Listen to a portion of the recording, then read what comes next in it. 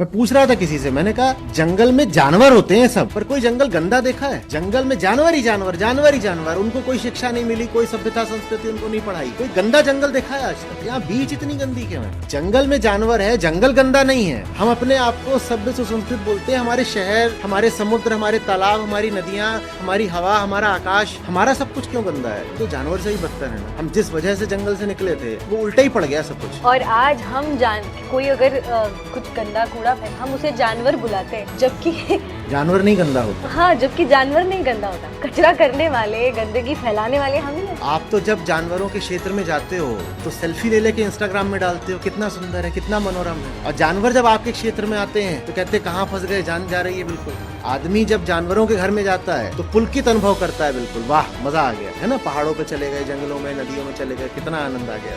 वही जब हम जानवरों को अपने यहाँ पे घसीट लाते हैं तो उनकी क्या दुर्दशा होती है। देखा, ये है हम, और हम बहुत बड़ा अव्वा बना रखा हमने ये कि हम तो बहुत ज़्यादा संस्कृतिवादी लोग हैं। हम मनुष्य हैं, मनुष्य।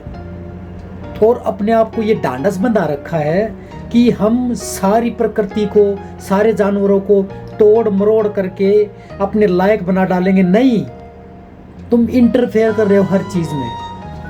आप खुद देख रहे हैं अपनी इस हालत को। आचार्य प्रशांत साहब ने ठीक ही कहा है कि जंगल में जाकर के आप सेल्फी लेते हैं और यहाँ पे बीच इतने गंदे पड़े हैं, शहर इतने गंदे पड़े हैं। क्यों? शहरों में कौन रहता है? वो जानवर रहते हैं। माफ करिएगा, जानवर से भी बदते कुरूप, मानसिक रूप से, शारीरिक रूप से, सामाजिक रूप से, हर तरह से जो कुरूप है, स्वस्थ व्यक्ति, इंसान, वो रहते हैं यहाँ पे। उनको ना ये पता है कि तुम क्या हो, उनको ना ये पता है कि ये प्रकृति क्या है, उनको कुछ नहीं पता। उनको सिर्फ इतना लेना देना है कि तुम्हारी ये जो जबान है, तुम्हारी जो मन की स्थिति है, इसके अंदर भोग जो चल रहा है उसको कैसे पूरा करना है। वो किसी भी तरह से पूरा करना पड़े, उसके ऊपर कोई विचार करना ही नहीं। ये जीभ है ना, जीभ, ये जीभ ललायत रहती है स्वाद के लिए, और स्वाद के पीछे तुमने, इंसानों ने इस प्रकृति को बिल्कुल इसका नाश कर डाला। और तुम कहते हो कि हम बड़े ही उच्चतम श्रेष्ठ कोटि के व्यक्ति हैं। ये है हमारा धर्म। अब तुम चिल्लाते रहो हमारा सनातन धर्म, चिल्लाते रहो हमारा हिंदू धर्म, चिल्लाते रहो कुछ भी।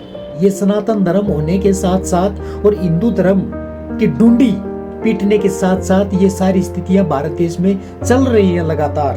मुसलमानों के दिमाग में एक ही चीज भरी जा रही है कि तुम्हें अपनी संख्या बढ़ानी है, अपनी संख्या बढ़ानी है। इनको कुछ आता ही नहीं। क्रिश्चियनिटी में एक ही चीज लगातार चल रही है कि तुम्हें धर्म परिवर्तन करवाना, धर्म परिवर्तन करवाना है, लोग चाहे कुछ भी करें। हिंदुओं में ये एक लगातार चीज चली हुई है कि हमें अपने धर्म को मानना ही नहीं है, हमें अपने धर्म को गालियां देनी है और जितना हो सकता है इस धर्म से परे चले जाना है। इसको जानना ही नहीं है, और नहीं जानना है तो उसका नतीजा आज दिख रहा है कि हर घर में बच्चों की बजाय जानवर पैदा हो रहे हैं, बिल्कुल खुले सांड।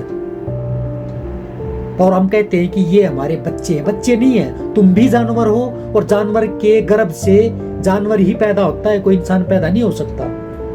करो, नाश करो जितना नाश करना है इस पृथ्वी का, इस सृष्टि का। इसका रिजल्ट कोई ये नहीं कि यकायक अभी मिल जाएगा। इसका रिजल्ट आपके ही बच्चों को मिलना है, उन्हीं को देखना है। वही अपनी छाती पीटेगी, क्यों पैदा किया। ठीक है, करो जो करना है करो। सिखाओ बच्चों को भोग, सिखाओ उनको मेरा मेरा, सिखाओ सब। रिजल्ट तो मिलेगा ना, मिल ही रहा है, आने वाले समय में और मिलेगा।